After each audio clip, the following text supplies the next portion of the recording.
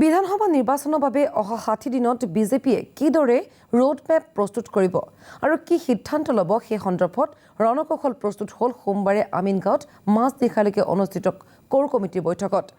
আৰু এই ৰণকৌশলক চূড়ান্ত ৰূপ দিয়াৰ উদ্দেশ্যে অহা 23 জানুৱাৰীত অসমলৈ আহিব প্ৰধানমন্ত্ৰী নৰেন্দ্ৰ মোদী।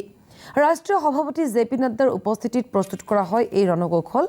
এই গুৰুত্বপূৰ্ণ বৈঠকত উপস্থিত থাকে মুখ্যমন্ত্ৰী সৰ্বানন্দ সোণোৱাল, বিত্তমন্ত্ৰী ডক্টৰ হিমন্ত বিশ্ব শৰ্মা আৰু ৰাজ্যিক সভাপতি ৰঞ্জিত দাস। আনহাতে অহা 24 জানুৱাৰীত কোকৰাঝাৰ আৰু নলবাৰীত আয়োজিত গৃহমন্ত্ৰী অমিত শ্বাহৰ জনসভাত বিশাল জনসমাগম হোৱাটো নিশ্চিত বুলি প্ৰকাশ কৰিছে ডক্টৰ হিমন্ত বিশ্ব শৰ্মাই।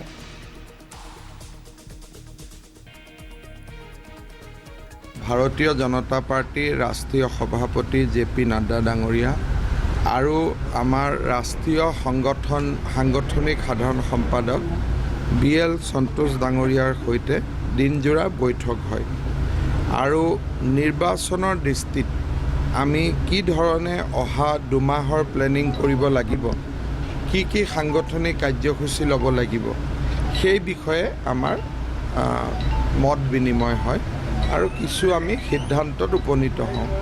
কি ধৰণে আমাৰ নতুন মেনিফেষ্টো হ'ব, কি ধৰণে ভিজন ডকুমেণ্ট হ'ব, প্ৰধানমন্ত্ৰী ডাঙৰীয়া কেতিয়া অসমলৈ আহিব, গৃহমন্ত্ৰী অমিত শ্বাহ ডাঙৰীয়া আকৌ কেতিয়া আহিব, আমাৰ নাড্ডা ডাঙৰীয়া কেতিয়া আকৌ অসমলৈ আহিব, এটা ৰোড মেপ এটা 30 ফেব্ৰুৱাৰী পৰ্যন্ত আমি আজি এটা ৰোড মেপ এটা বনাবলৈ সক্ষম হৈছোঁ।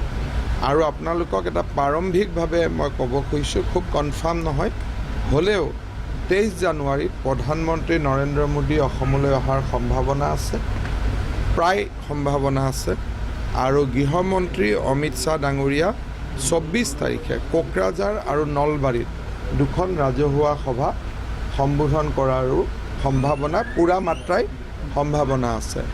ফেব্ৰুৱাৰী মাহত আকৌ প্ৰধানমন্ত্ৰী কেতিয়া আহিব, গৃহমন্ত্ৰী কেতিয়া আহিব, নাড্ডা ডাঙৰীয়া কেতিয়া আহিব, মেনিফেষ্টোৰ কাৰণে আমি কি ধৰণে আগবাঢ়িম, আমাৰ পৃষ্ঠা প্ৰমুখবিলাকক আমি কেনেকৈ এক্টিভেট কৰিম, গোটেই সাংগঠনিক কথা বতৰা আজি আলোচনা হয়। বিজেপিৰ প্ৰাৰ্থিত্ব প্ৰদান প্ৰক্ৰিয়াক প্লেন এণ্ড চিম্পল প্ৰক্ৰিয়া বুলি আখ্যা দিলে মন্ত্ৰী ডক্টৰ হিমন্ত বিশ্ব শৰ্মাই।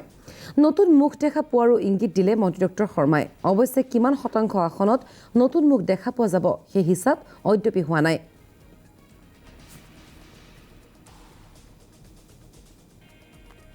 প্ৰদানৰ যিটো প্ৰক্ৰিয়া, এইটো আমাৰ এটা খুব প্লেইন এণ্ড চিম্পল প্ৰক্ৰিয়া।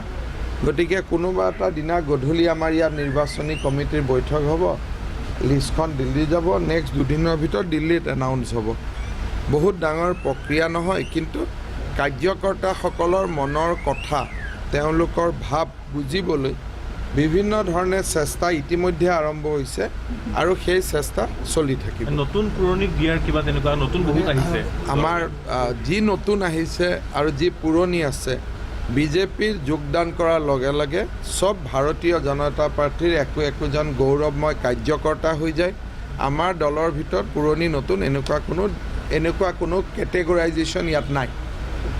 টিকট কাক দিব, যাৰ জিকাৰ সম্ভাৱনা আছে, যিয়ে দলটোৰ আদৰ্শ আগুৱাই লৈ যাব পাৰিব। গতিকে ইয়াতে জিকাৰ সম্ভাৱনা থকা ব্যক্তি আৰু দলৰ আদৰ্শক আগুৱাই লৈ যাব পৰা ব্যক্তি, এই দুটা ক্ৰাইটেৰিয়াৰ ওপৰতে টিকট হয়।